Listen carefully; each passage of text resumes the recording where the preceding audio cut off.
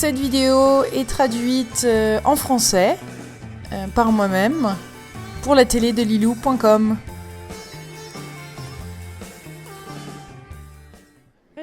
Bonjour mes délicieux co-créateurs, c'est Lilou, je suis pleine d'émotions. Je vais peut-être même pleurer parce qu'il y a tellement d'amour présent ici dans cette salle au Zénith de Toulon, dans le sud de la France. Je suis ici tout près de Hama, qui fait des étreintes à des milliers de personnes dans le monde, des millions de personnes. J'espère que je vais arriver à poser mes questions. Merci de prendre le temps de faire cette traduction aussi. J'ai une première question sur la compassion en fait. Comment elle enseigne la compassion dans le monde ? Donc j'ai laissé volontairement la voix de Hama avant la traduction afin de vous permettre de voir, d'entendre Hama. Et ensuite c'est traduit. Je vais faire la traduction du français, de l'anglais au français après.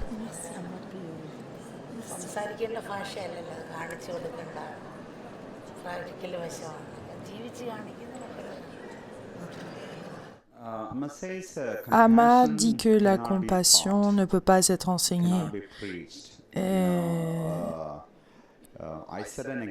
Elle veut être un exemple. Elle dit « Je vis une vie de compassion ». C'est comme ça que j'inspire les gens à avoir de la compassion. C'est seulement quand on a de la compassion qu'on peut inspirer les autres. Donc elle enseigne aux autres à travers son propre exemple. Oui, c'est ça.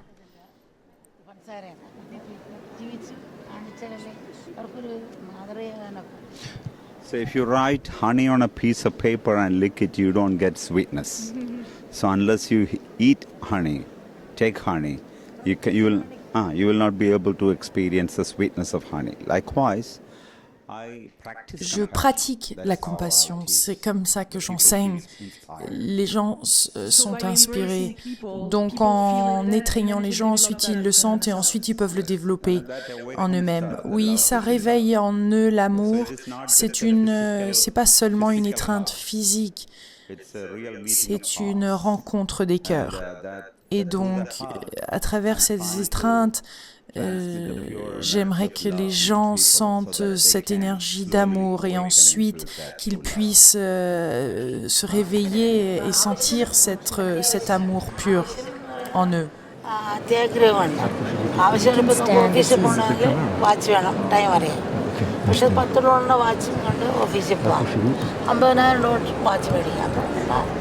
അപ്പോൾ രണ്ടും നമ്മുടെ ലൈഫിൽ ആവശ്യമാണ്. പക്ഷേ ഈ വ്യത്യാസമുണ്ട്. അപ്പോൾ അത് ആവശ്യത്തിനെടുക്കുക മറ്റുള്ള ലോകത്തിന് ചെയ്യുന്ന ഒരു പ്രവൃത്തിയാണ്. നമ്മൾ ആവശ്യത്തിന് വേണ്ടി എടുക്കുന്ന ഒരു ധർമ്മമാണ് ആധ്യാത്മം എന്ന് പറയുന്നത്. ആധ്യാത്മം എന്ന് പറയുന്നത് അതാണ്. അപ്പോൾ അത് മറ്റുള്ളവരെ കൂടി ഓർക്കുക എന്ത് ചെയ്യുമ്പോൾ. We have necessity. On a des nécessités, des besoins, mais aussi une certaine avidité. Donc, prenez ce que vous avez, ce qui est vraiment nécessaire pour vous, de la nature, de la société, et de redonner le reste, redonner à la société. C'est ce que j'enseigne, c'est ce que j'enseigne. Par exemple, c'est important de savoir l'heure, de connaître l'heure, et vous pouvez acheter soit une montre de 10 € ou une montre de 10 000 €. Donc vous achetez cette montre en fait dans le coût de 10 € et le reste vous le redonnez à la société, pour les pauvres et pour les aider. Et vraiment, je veux enseigner de se rappeler des autres et d'aider les autres et d'avoir de la compassion. Et pour moi, ça, c'est la vraie spiritualité. Ça, c'est la vraie spiritualité. Et dans ce monde, on prend sans donner.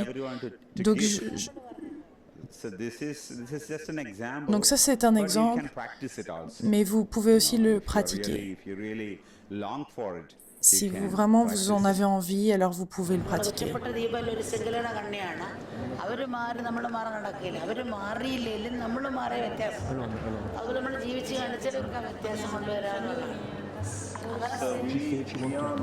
Nous ne sommes pas des petites îles isolées.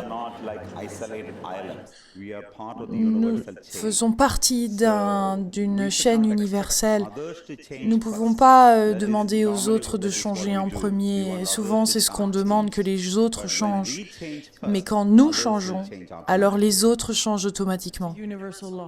C'est une loi universelle, oui, yes, oui. Quel est son message pour 2012, pour l'humanité, pour 2013 et même au-delà? Plein de personnes ont des peurs par rapport à ça.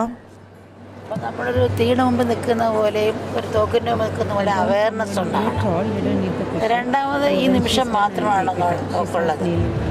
എന്ത് വന്നാലും സന്തോഷമായിരിക്കുക, എന്ത് വന്നാലും ധൈര്യമായിരിക്കുക. ഒരിക്കലും ഒറ്റയ്ക്കല്ല. ആ പരമാത്മാവിനെ മുൻനിർത്തി പോവുക. ചിരിച്ചാലും കരഞ്ഞാലും സമയം പോകും, ദിവസവും പോകും. സന്തോഷമായിരിക്കാൻ നോക്കുക. പക്ഷേ അതിനോടൊത്ത് നമ്മൾ പ്രയത്നിക്കുകയും വേണം. അവയർനെസ്. പ്രകൃതിയും മനുഷ്യനും കലുഷമാണ്. നമ്മുടെ വാക്കുകൾ വളരെ ശ്രദ്ധിച്ച് സംസാരിക്കണം. അല്ലെങ്കിൽ ഒരിറ്റ വാക്ക് യുദ്ധത്തിലേക്ക് പുറപ്പെടുകയും. നേതാക്കന്മാരായാലും വാക്കുകൾ പറയുമ്പോൾ ശ്രദ്ധിക്കണം. ഓരോരുത്തരും അപ്പവും പൂർവ്വം കലുഷമാകുന്ന സമയം. Nous vivons une époque où les gens et la nature sont très agités en fait. Et donc nous devrions faire très attention dans ce que nous faisons et ce que nous disons. Parce que sinon, ça peut causer des guerres, des gros conflits dans la société. Et donc, on devrait vraiment faire attention. Et c'est en ce moment, c'est ce qu'on vit. Mais ce que je veux dire, c'est que comme la joie, être heureux est une décision. Je serai courageux, je ne suis pas seul, c'est un choix. Donc si vous pleurez ou vous êtes joyeux, de toute façon ça va passer et autant rire parce que ça c'est la musique de l'âme. Au niveau national et international, les leaders devraient, eux, particulièrement aussi faire attention à ce qu'ils disent.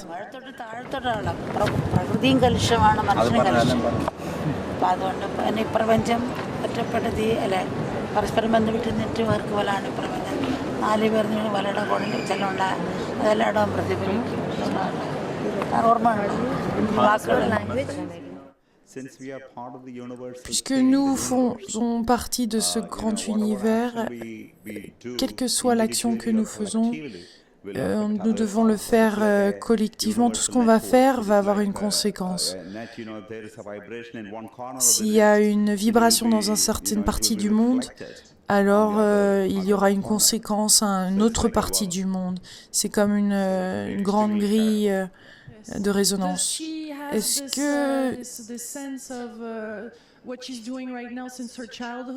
que c'est quelque chose qu'elle sait, ce qu'elle fait en ce moment, qu'elle sait qu'elle va faire ça depuis qu'elle est toute petite? Comment s'est passé son propre parcours pour en être là aujourd'hui?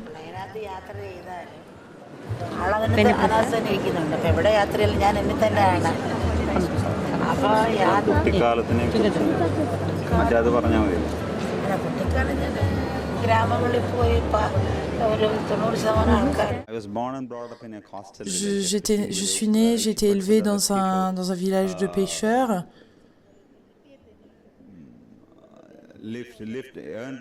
Et donc, les gens gagnaient leur vie par la pêche.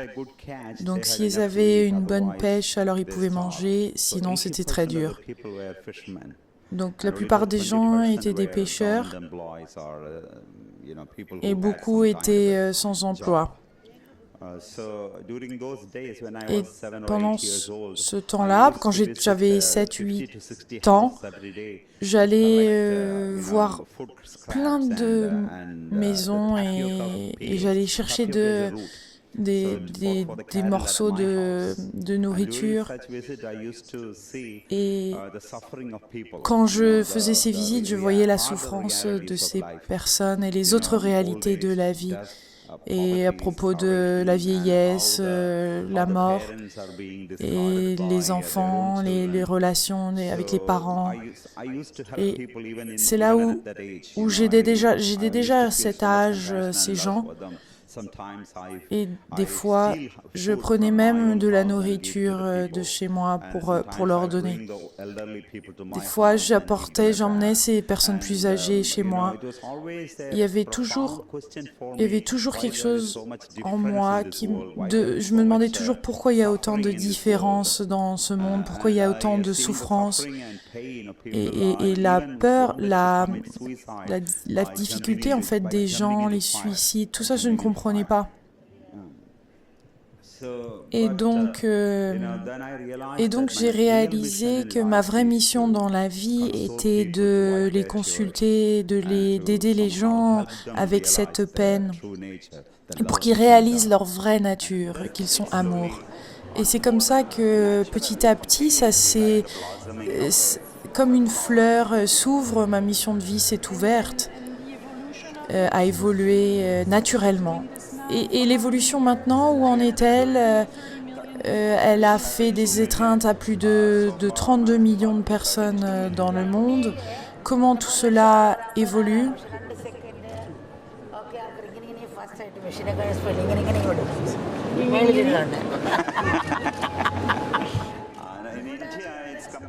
En Inde, le système est différent d'ici, car là-bas, il y a 50, 100 000 personnes qui viennent. Donc, elle sera sur l'estrade et les gens viennent tout au long de la journée. C'est des étreintes très, très rapides.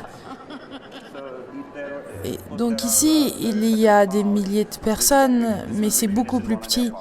Et donc ça sera fini en quelques heures.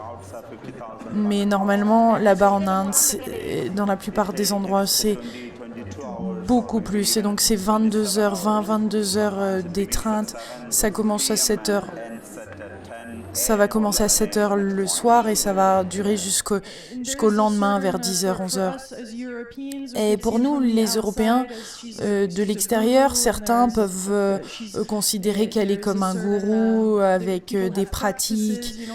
Et donc ça peut effrayer des gens de la voir entourée de tant de personnes. Comment vous gérez cette perception extérieure? Comment elle fait pour aller de l'avant malgré ça?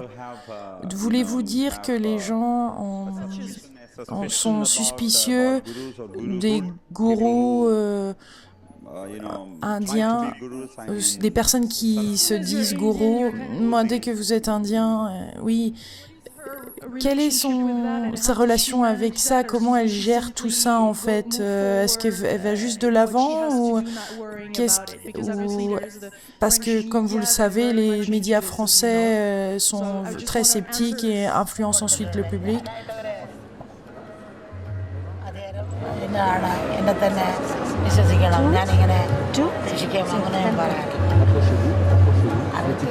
സ്നേഹമാണ്, ലവാണ്, എന്ത് മന്ത്രം, ക്രിസ്തു മന്ത്രം, അള്ളാഹ് മന്ത്രം, ലവ് മന്ത്രം. സ്നേഹം, പ്രകാശം, അപൂർവം കുറച്ച് പേര് ക്രിസ്തു മന്ത്രം മേടിക്കും. ബാക്കി പ്രകാശം, ലവ് അങ്ങനെയൊക്കെ തന്നെ ഇതിന് മേടിക്കുന്നത്.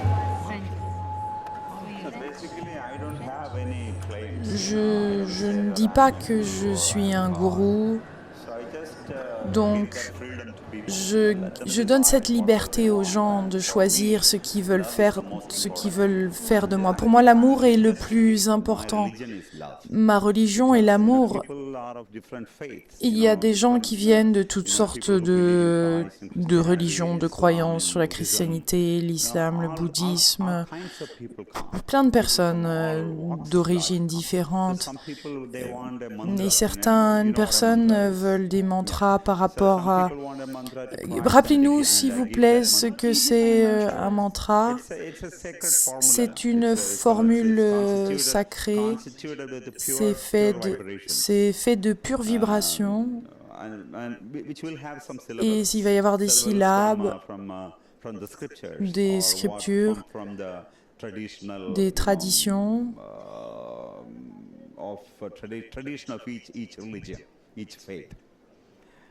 En fonction de leurs croyances. Mais certains I initiate people to that mantra. Certains Some people may veulent un want certain that type mantra de mantra, par to exemple, Allah. That's the path of so maybe 5% pour of people pleurer, that d'autres... mantra. And majority of the people Mais want la plupart mantra des to gens love, veulent un light, compassion. mantra And d'amour, some de people want lumière, mantra de Buddha. compassion. They decide and I give that Donc mantra les to them gens and I décident don't et question ensuite their je freedom donne at le all. mantra en fonction de ça. Il y a des pratiques qu'ils recommandent. കാരണം പ്രസവിച്ച കൊച്ചിനെ ഇറച്ചി കൊടുത്ത മനസ്സ് അവരുടെ ഘടന അനുസരിച്ചിട്ട് ശ്രദ്ധിച്ച് പറയും.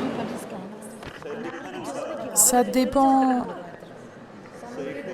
En fait, si les personnes ont des questions spécifiques par rapport à leur pratique spirituelle, à ce moment-là, je vais avoir des réponses spécifiques.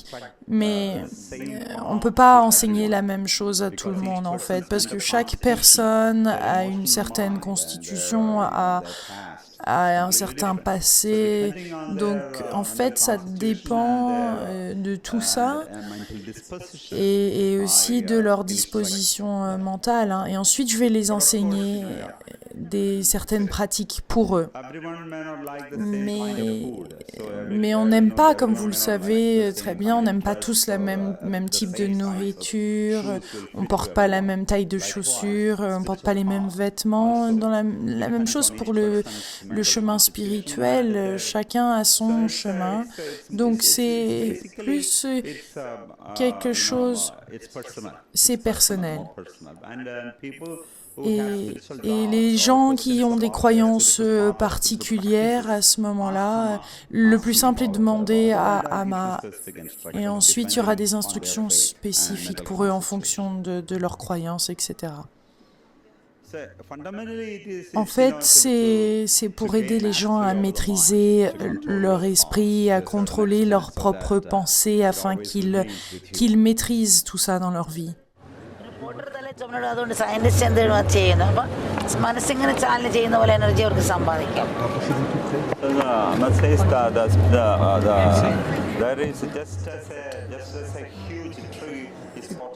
Il y a, c'est la même chose en fait pour un arbre. Dans une graine, il y a le potentiel de grandir un arbre gigantesque. Et donc, dans la spiritualité, c'est la même chose. Nous avons le pouvoir de développer une grande spiritualité.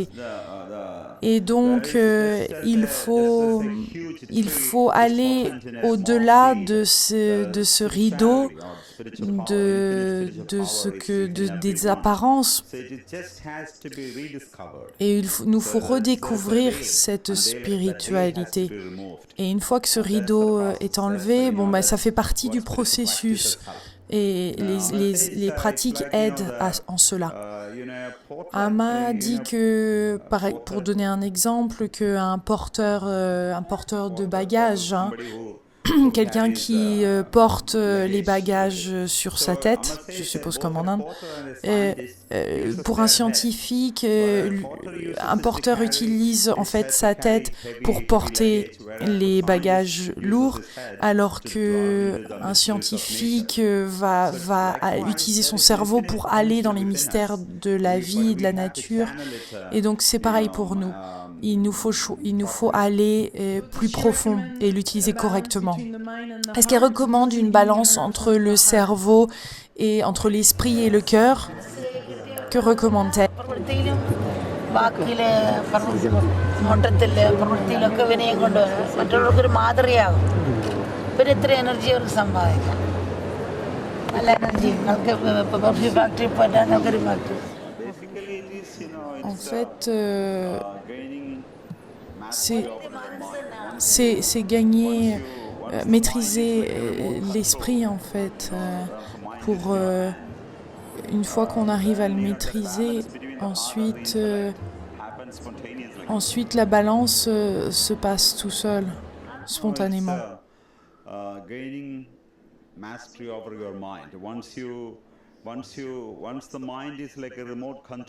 Donc en fait, l'esprit est un peu comme une télécommande.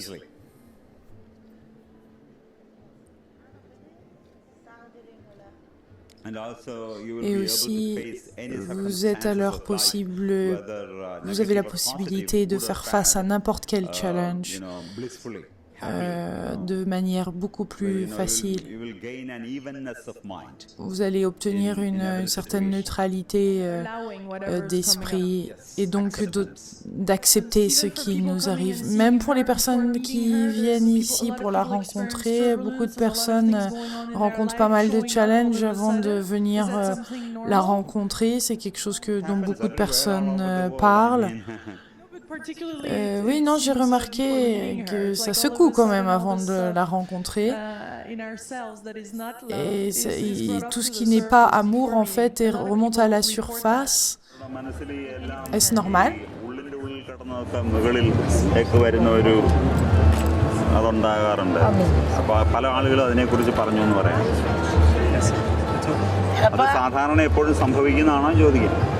അല്ല കാരണം അവരെ അപ്രേമം വരുമ്പം അത് തൂത്ത് കിടക്കുകയാണ്.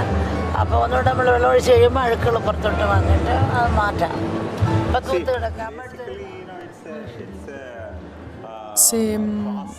C'est un processus de purification. Quand on commence à nettoyer le sol, en fait, plus on nettoie le sol, plus on découvre de la saleté. C'est pareil. Il y a plein de choses qui remontent et c'est quelque chose de bien parce que justement, au moins on peut le voir après, l'accepter et ensuite lâcher prise. C'est un peu comme de marcher dans la nuit avec une flashlight, avec une lumière.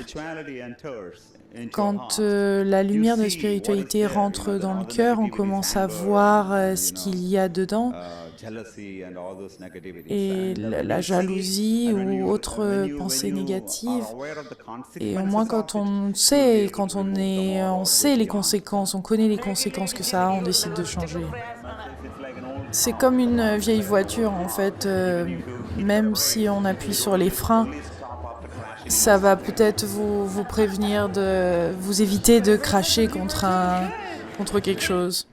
Elle a un super sens de l'humour, merci en tous les cas, merci pour cette expérience et votre traduction. Plein d'amour, mes délicieux co-créateurs.